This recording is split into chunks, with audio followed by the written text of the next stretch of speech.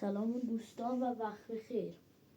ببینید که کانال ما خوابیده و ویدیوش هم کمه، 11 تا ویدیو فکر کنم بیشتر نباشه و 4 تا مشترکم و از این به بعد ویدیو و منم خیلی وقت نبودم و از این بعد ویدیو براتون ویدیوی کالاف میذارم، شاید دول بذارم براتون که دول میزنم، شاید بتل بذارم، آلکا بذارم، خیلی میذارم براتون. اگه بیشتر ساب کنید و لایک کنید و کامنت بذارید شاید بازی دیگر هم بریم براتون، مثلا مثل بازی روبلاکس، تو بازی دیگه هم میریم براتون، به جز روبلاکس هم بازی دیگه میریم براتون.